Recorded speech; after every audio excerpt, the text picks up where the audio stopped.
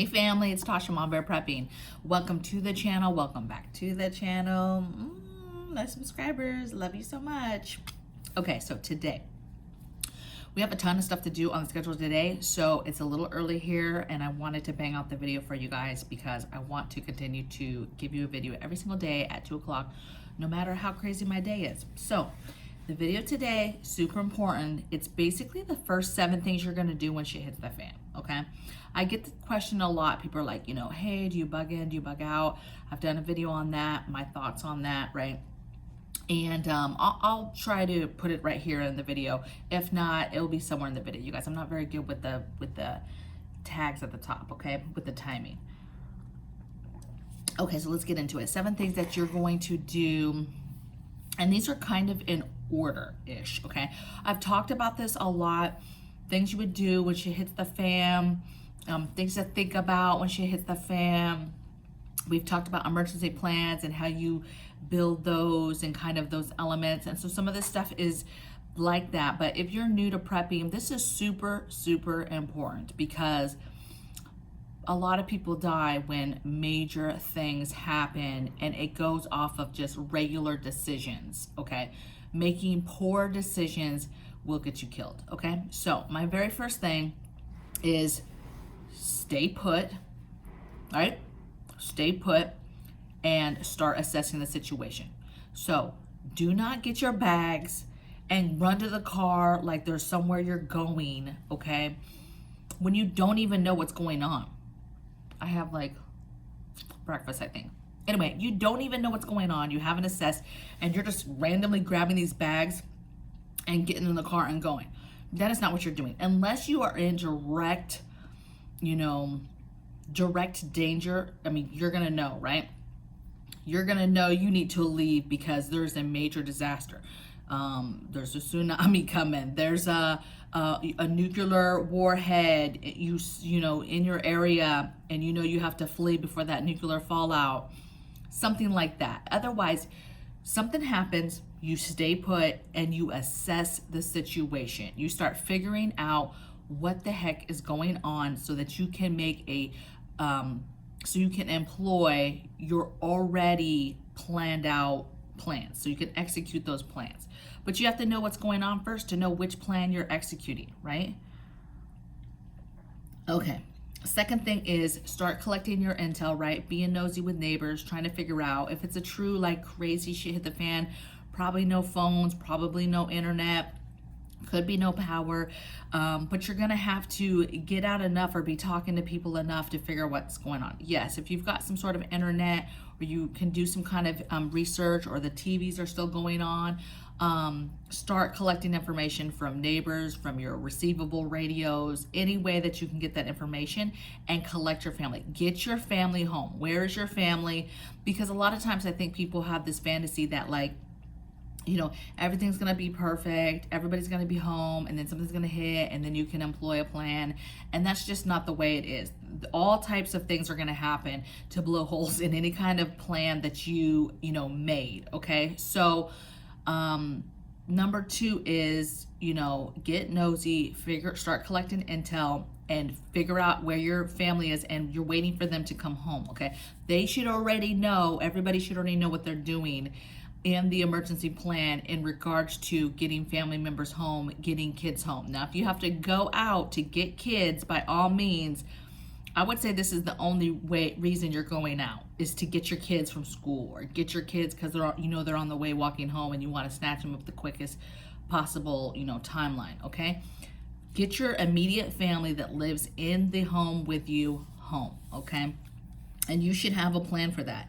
Number 3 is establishing comms. So at this point, we're pulling out a little bit more of our comms, right? If you've got a ham radio, if you've got any kind of receivable radios, if you've got a CB radio, if you've got a walkie-talkie, you're turning these things on and just seeing what you can hear, okay? That's what you're doing. You're getting them set up if they're not already kind of set up, and you're establishing your comms to be able to get information. Now, again, if the phones and stuff are still up, yes, you can still get information that way. But I'm assuming if this is real bad, you don't have that opportunity, okay?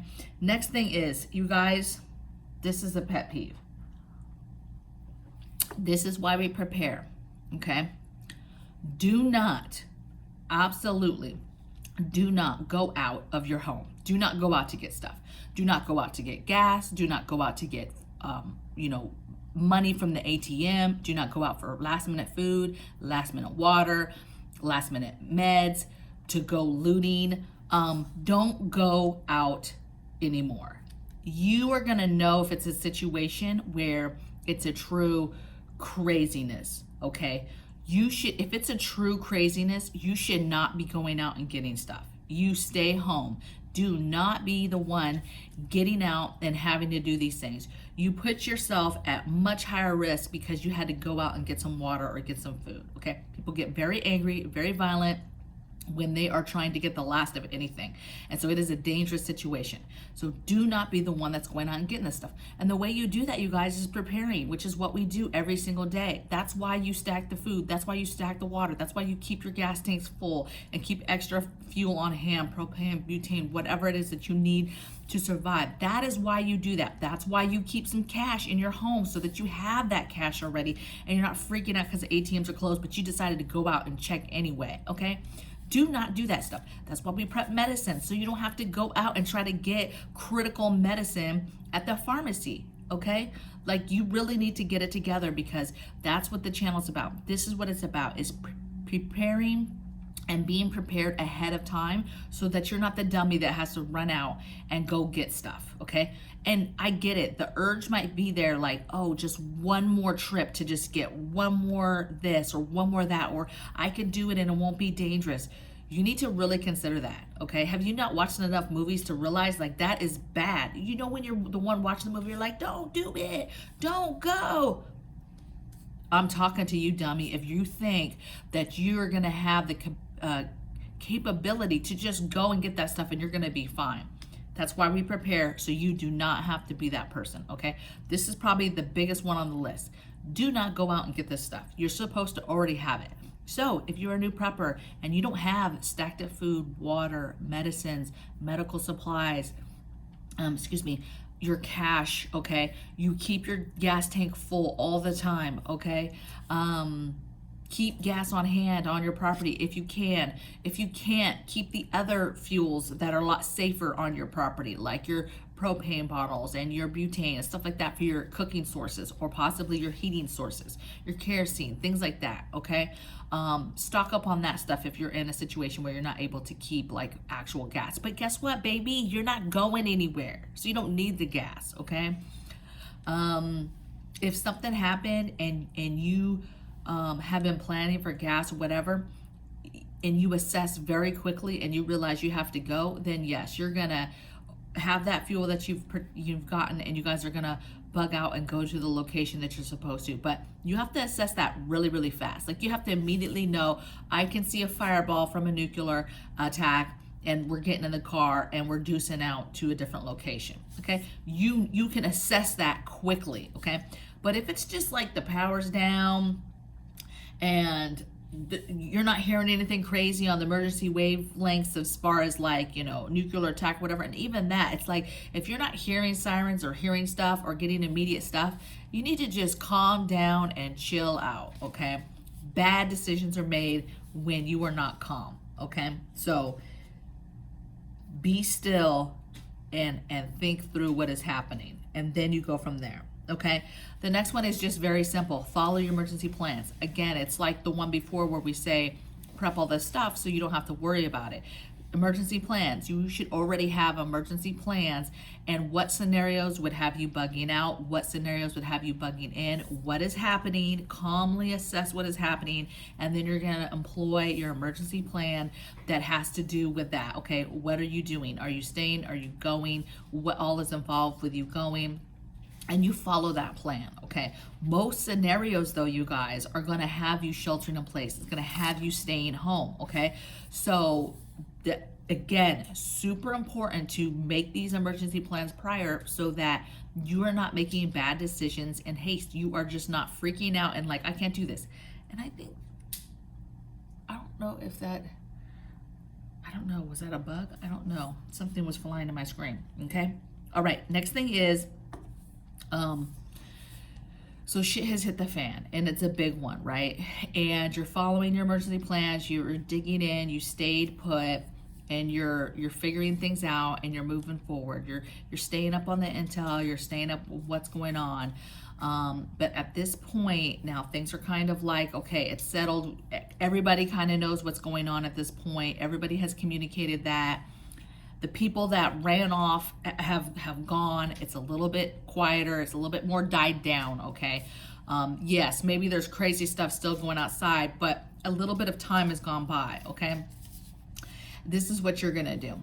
You're going to calmly stay put and not watch, but lay low while the dying time happens. Now, a dying time is when a crazy event has happened. Everybody goes bonkers as far as scrambling, trying to figure out if they're bugging out, bugging in, what's happening, do we have power, do we have this, what do we have? This is kind of life. We're kind of settling into like, man, okay, everybody knows what happened. But then you guys, death happens, okay? You have looting, you have dangerous people on the streets trying to get stuff, desperate people, okay? And so I call it a dying time because you have fighting, looting, people killing people, people raping people, people getting hurt, okay? You have people that are so desperate that maybe they weren't the type of people that would even do that before, but now they're doing that. You're gonna have compromised people, people who are ill, the elderly that are now not being taken care of, not being fed. You have the super unhealthy people that are running out of medicine, don't have life-saving medicine, don't have the doctors or nurses there to take care of them. Those people are passing on.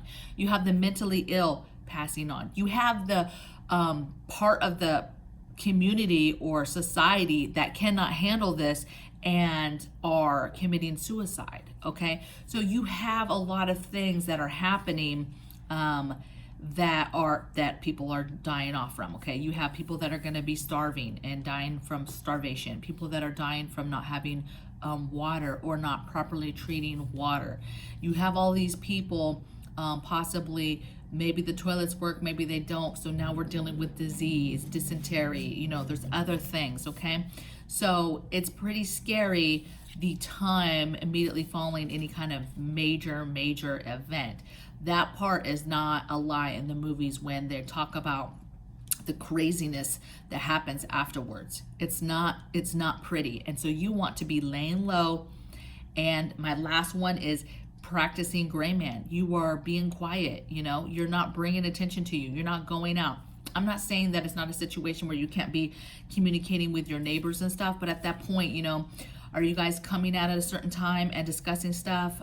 Did you share walkie-talkies and maybe you guys are able to talk through that? How are you communicating and getting that information still from other people? But maybe you're not, you know, maybe your only communication is you shut that door, you're not communicating with anybody, any neighbors, and you're just listening to radio and the information come in off of shortwave radio on the situation. But at this point, you know, you're being quiet and calm, and you're not bringing a lot of attention. At this point, you're determining, you know, are you even cooking outside or are you cooking inside? You know, what about your light discipline? You know, are you even letting people see that you have light or any kind of power? You should be very, very careful at this point of what you're letting people see, okay? Because that could lead to some issues as well, okay?